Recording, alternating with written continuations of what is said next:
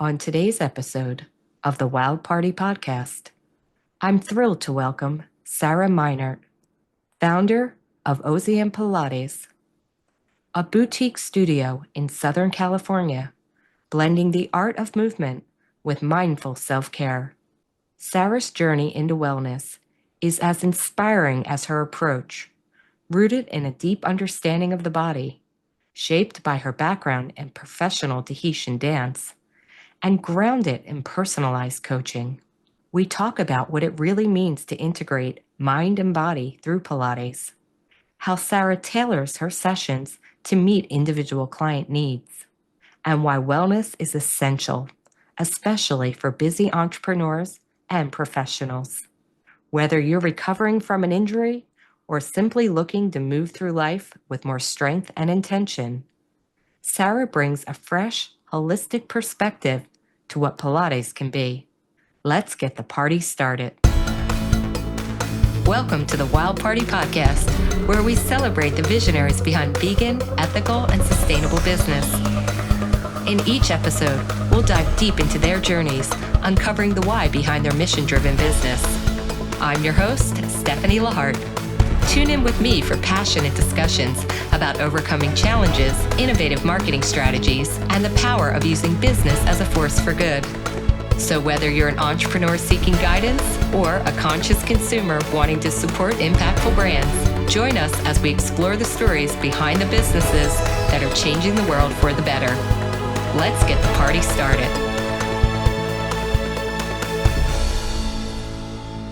And today I am delighted to have on the show Sarah Meinert, the founder, owner, and creative process behind Ozean Pilates. It is a wellness studio that is truly changing lives for people all across the world. Welcome to the podcast, Sarah. How are you today? I'm well, Stephanie. Thank you for having me. Thank you for being here, and thank you for reaching out to me. So we originally met through Instagram. You reached out to me and you said, I think I'd like to be on your podcast. And I was like, oh, well, thank you very much. But let me check you out, lady. Let's see if you are wild party material. And lo and behold, I went to your website, checked out your studio, read all about you, and then, of course, did all of my research. And I'm like, oh my goodness, you are the perfect person to talk to because you really believe in wellness the way I do, that it really transforms lives. It does. It does. Yes. It is, and it's so important. And we're in an age now where we kind of hear the the catchphrase all the time, wellness and take care of yourself and self-care and all that. And you know Mhm. what? A lot of entrepreneurs and business people, they don't. They get so caught up in their businesses Mhm. and what they're trying to achieve that they really forget to take that time to themselves to be like, you know what? Am I taking care of my body? Am I eating properly? Am I drinking water? Am I working out? Because maintaining health and wellness across your life truly is grounded in moving your body. And you Yes. know this better than anyone. So, give us a little backstory. Tell us about where you came from in the world of fitness and how you got started. I got started in Pilates. I've always been a big component of moving. I love to dance, love to do all those things. I heard about Pilates when I was in college, and so I decided to check out a class through like the Park and Rack. And this lady who was teaching the class had to be in her 70s, and she was just kicking butt. And I said, I need to know what she's doing because I am struggling in this class and I am one of the youngest people. And so I talked to her after class and I said, what did you do? How did you get involved? And she led me to a class to take to learn about Pilates. And from there, I just went on to different uh, organization and got certified through a comprehensive program that deals with mat Pilates and all the equipment that Joseph created. And that is how my adventure in Pilates began. Yeah, so you really started, more in like figuring out for yourself, well, Pilates feels good to me, and I think I want to bring it to other people. And I know you've had quite a journey because you started as an employee working for other people. In fact, I believe you had a background in fitness and dance, and wasn't there even some dog training in your background? Yes. before kind of in during the time that I was looking into Pilates, I did professional Tahitian dance. So I was a Tahitian dancer and I did worked with the company and we did performances in Hawaii and different parts of the state. So learning, having that component with dance, and I also danced in high school and did other kind of dancing throughout my life. So I loved the movement and I realized how Pilates could be beneficial to making the body stronger. And with the repetition of certain dance moves, how Pilates can counterbalance that to still make your body kind of even. And then, oh, dog training. Yes, I've been a volunteer with Guide Dogs for the Blind for almost like 25 years. So learning dog techniques, how to train the dogs so that they will be able to go to the blind person. You have to be strong. You have to have a good core because these dogs can be big. They can get anywhere from like 80 pounds. So learning to control that, and they're always on the left side of the individual. They're trained that way. So a lot of the times your body's constantly going left um, to yield to the dog. So having that knowledge and exercises to go the opposite way in Pilates is good so that you balance yourself out. You know what? As a large dog owner myself, I actually have a pit bull who is a Um, rescue. mhm. I understand that need for core because let me tell you, Yes. when I first got him, he is about 70 pounds now, but I'm quite a tiny person. I'm about 5'2". I'm very petite. And, I Mhm. really had to learn, a lot of core strength and how to hold my body in order to interact with him. So I totally see how the two, collaborate there as far as like, what you learn there and then what then Pilates brings to you. Now, I know your whole approach to Pilates is more of like a overall wellness. So Yes. you're really into providing like an expert guided full body Pilates workout Mhm. with also like a personalized mind and body coaching. So how does that mind and body coaching work into what you're doing with the Pilates? Well, depending on the individual and what their goals and what they need and what they're wanting to accomplish, it's kind of looking structurally at them, seeing kind of what's going on, and then seeing what is going on internal with them and seeing if there's different supplements or different foods that could kind of benefit them or help them, with Pilates, if they needed more like protein in their diet, if they need more, they're always tight, like what kind of regimens can do, what other kind of therapies or modalities they can use to help make the movement better. Especially too, like if they're rehabbing from surgery or they, have an injury where they just kind of like tripped or something. You have all these things that, you can go to and say, okay, well, like maybe you need to take some arnica because you have some bruising. Maybe we now need to add a little bit more protein because of this. So maybe there's, a supplement or like a smoothie you can add, to get these kind of benefits so that your body's at an optimal level. Because as we mature in life, as I like to say, some of these things can be missing. So we need to kind of replenish them with other things. Yeah, it really is a full body integration to truly live a healthy lifestyle. So Yeah. it's, you have to take everything into account, no matter what I mean, it really, is like what you put into your body and then how you're moving your body, which you seem to have figured out pretty well. So take me on that journey from going to being an employee to deciding, you know what, I'm going to open up my own studio.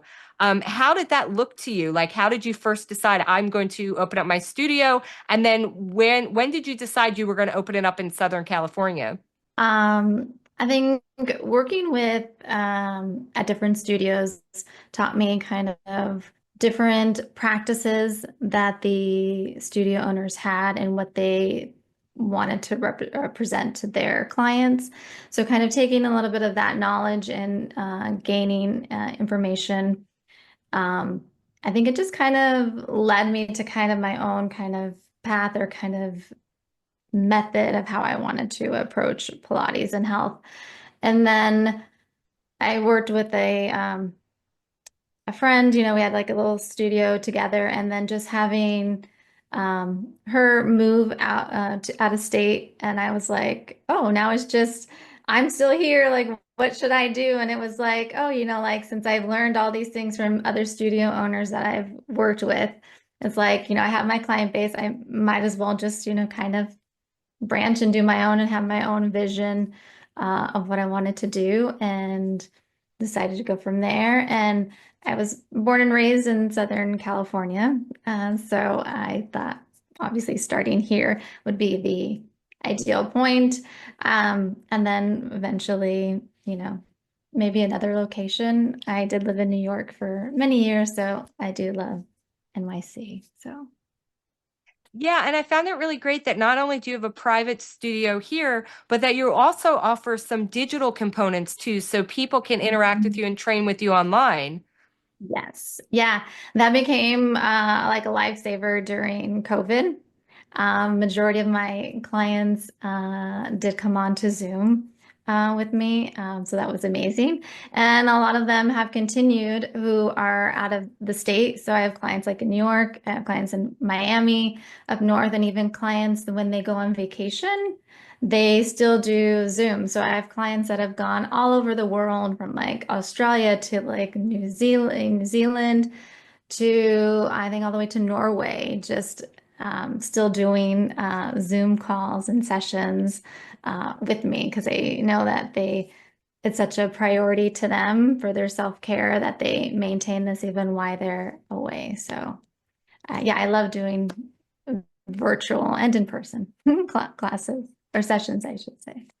Yeah, I have to say, I think that's one of the residual kind of benefits of the pandemic that we Mhm. did get used to interacting in a way online that we hadn't before, like taking Right. coaching, whether it was for physical or mental health. People are much more open now to be like, oh, this is also a good alternative to me. It doesn't have to be in person. And like you said, especially if you're traveling, it's Hmm. great to be able to still keep on that schedule because vacations are great. However, when they break your routine so much, it's Yeah. so hard to get back into stuff. Yeah. And that's where people start, failing. Right, because Um, then they start to like, yeah, not be on the same routine. And then you're like, yeah. come back, where are you at? And they're like, oh, and it's like, no, don't stop. Exactly. So it allows you to kind of maintain that whole routine, which is great. And then for you as a business owner, it gives you Right. a whole nother revenue stream, which during the Mhm. pandemic, I actually did help quite a few fitness studio Right. owners do that transition. And I saw how beneficial it was to them. And now they do have this digital offering that they can have as a revenue stream and keep growing. So it's great in that regard. So as a sole, a small business owner, you've Mhm. learned a lot over the process. Yes. Share a little bit with us some of the challenges that you've seen of, opening and maintaining your own space.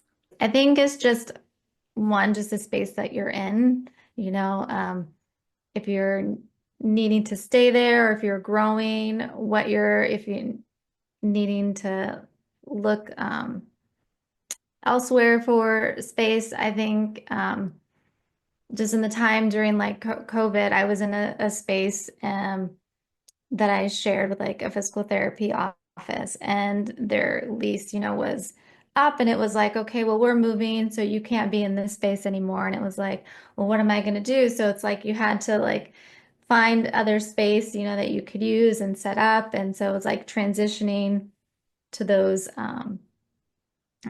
hardships that you have during COVID and stuff. Yeah, so it's really about being both flexible mentally as well as Yes. physically. Yes. Because we all know when you are a business owner, sometimes people think, oh, I want to be a business owner because it'll be so much easier. And we know it's often challenging. And it's also one of those things that you always have to come up with new solutions. Like every day is different. You really don't know what's going to happen. And you're like, okay, if something is now in the way of what I wanted to do, how do I get around that? Or how do I build something new in order to fulfill, what I wanted to do? And I Right. bring that up because I did notice on your website as well that you offer quite a few different interactions that your clients can take part in. There's retreats, there's workshops and things like that. So Yeah. how do you come up with new ideas for that and how do you then format them? Where do you get that? I think just like knowing people in the industry and people that you would like to work with, or think that like you want like your clientele to like know like, hey, this person also exists, Hmm. and collaborating. with those people and giving just to like the retreats are always just like a nice way to kind of get out of a certain space that we've all, we've been in, like the routine, just to get a little escape, but still, enjoy the benefits of like movement, but maybe learning something else at the same time.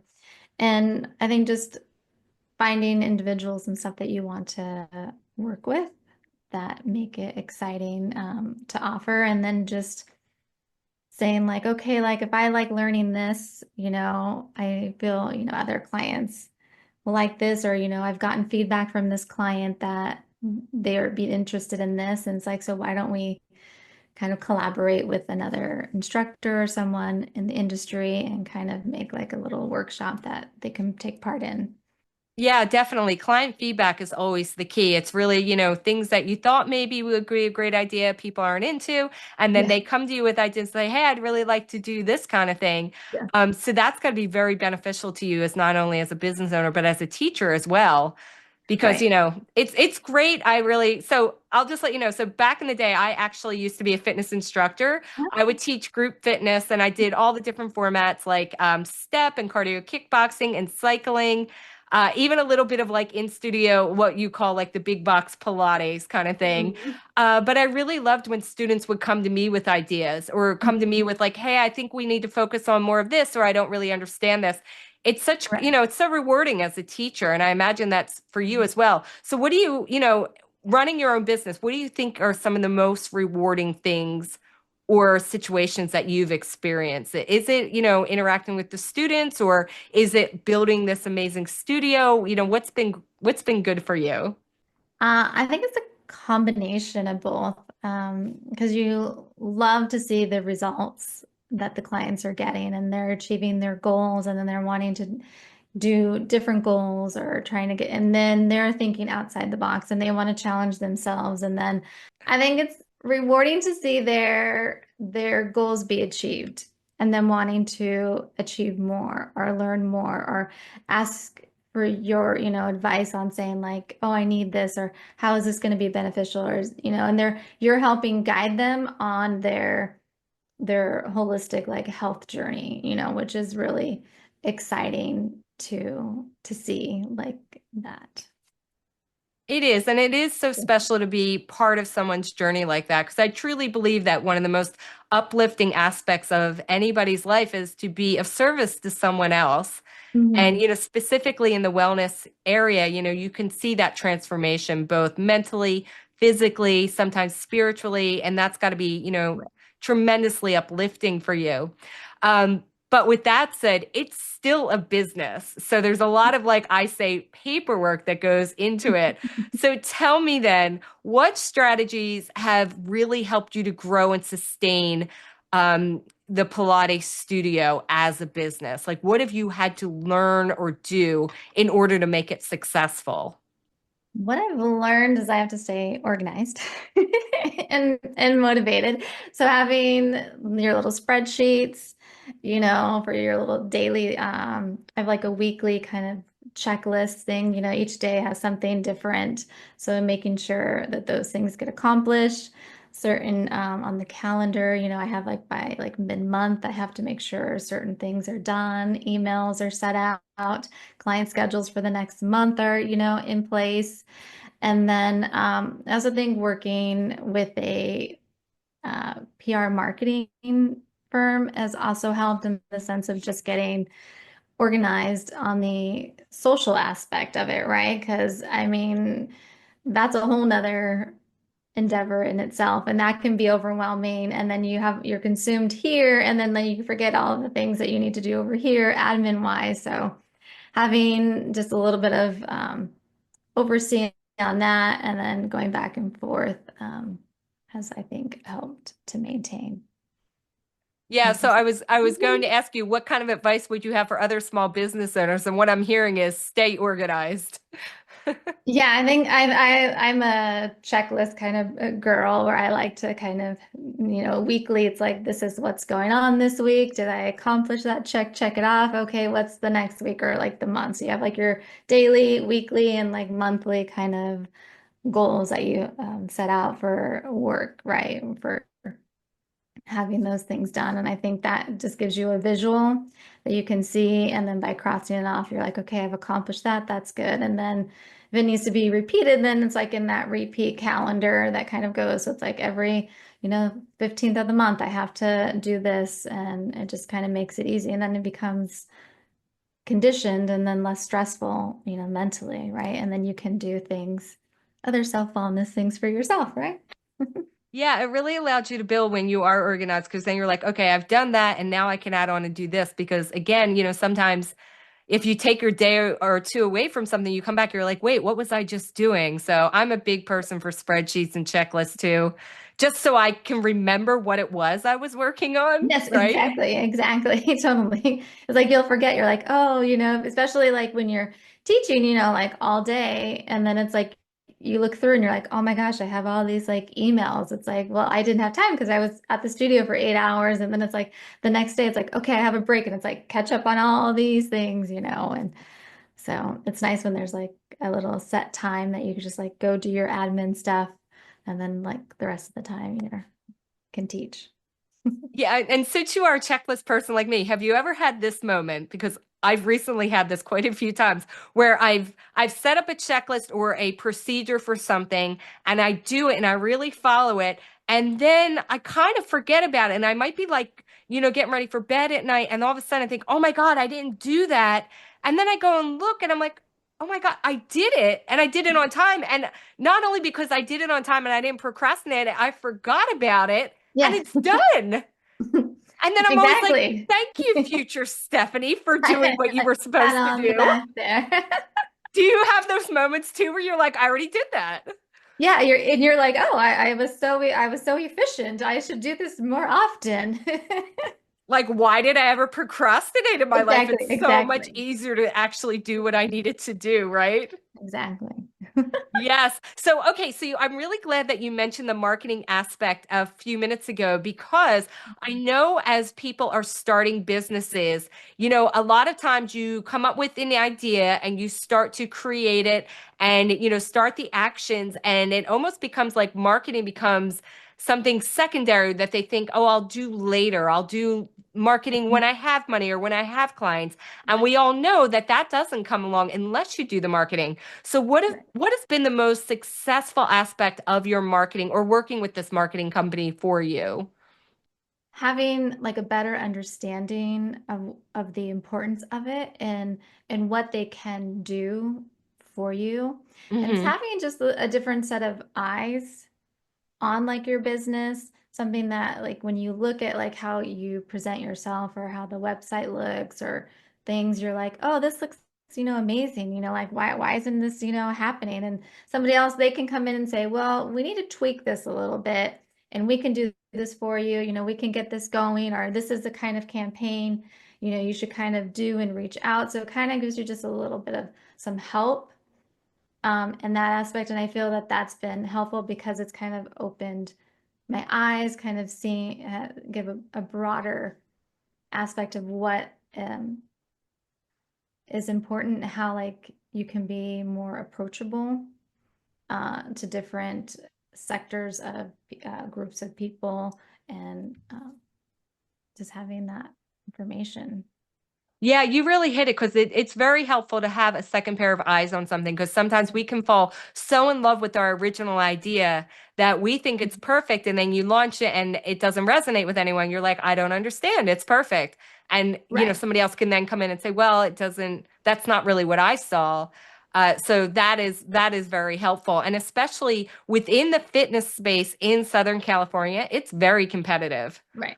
Like you Mhm. drive down the street and there's at least five fitness studios on the same block, all different workouts, but still, All you different. know, so, how are you maintaining your competitive advantage then and still attracting people, in a very crowded market?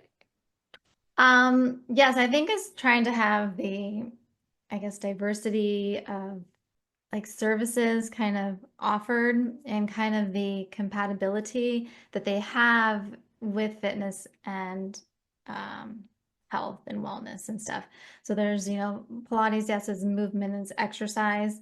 And it's like how, can other things complement that to to gain more clients or to give, just like a different view of it.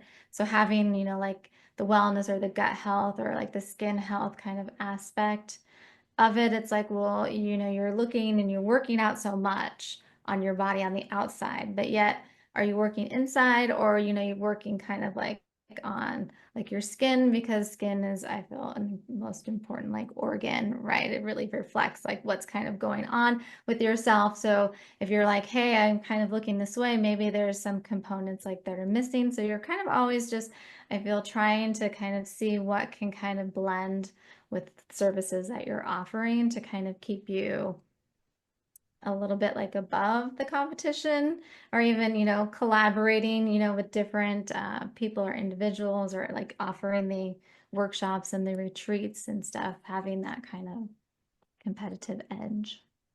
Yeah, and I'll also add there just consistently, like Okay.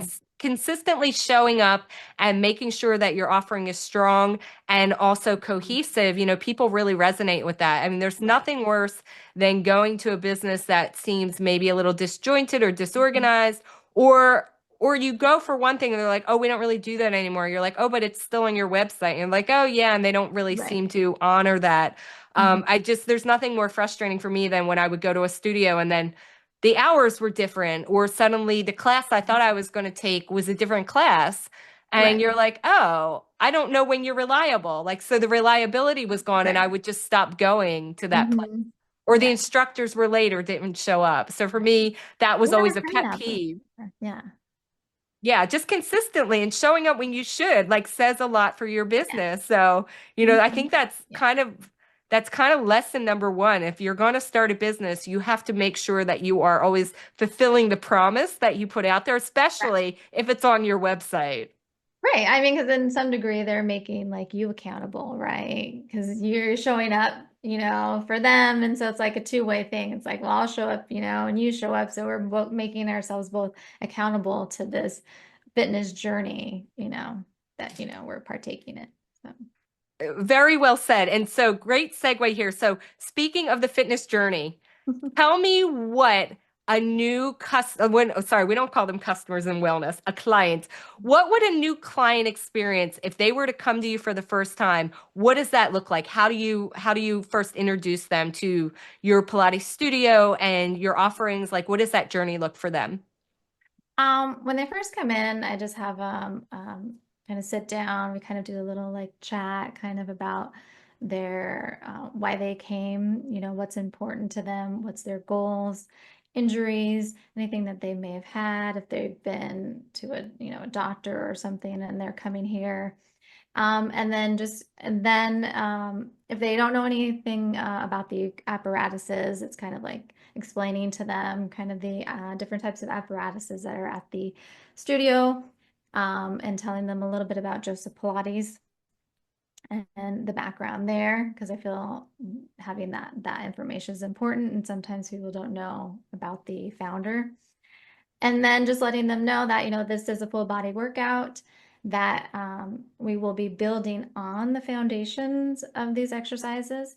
We might have specific exercises that we do like every time you come in, depending on like their goals or their injuries, but every session will be different, right? Because we're building on that. So no session is ever duplicated. It's never the same. So there's not like that repetition in the sense of the sequence, but there might be repetition in the sense of like the exercise, because we do want to progress on those. We do want to build on those to make them more challenging for us. And then, sometimes we'll stay just on the reformer, or some days we will go on to each apparatus. We'll do reformer, Cadillac, chair, mat work, just as all kind of how they're feeling that day and what we want to achieve in the session. Great. I mean, that's a great journey. And I love that you've laid it out like that. Because again, people don't often know what to expect when they come to something like a Pilates study. They might have only heard of it. Or the other thing is, I'm glad you mentioned the reformer, because there are very different versions of Pilates. Most people have been introduced to the mat Pilates. The Mhm. reformer Pilates is a lot different. And let me tell you, the first time I ever went to a studio with a reformer, I was in for a rude awakening, girl, because I thought I was in great shape until I got on that thing. I have Mhm. never felt more out of shape or weak in my life. I mean, those things are hard. Yes. Well, if you think the reformer is hard, if you've tried the Wanda chair, that is the most challenging, I would say, apparatus that the most people don't like, because you don't get to lay, like you can lay on the reformer, you can lay on the Cadillac, but you really can't lay on the chair for like the whole session. So it becomes quite challenging.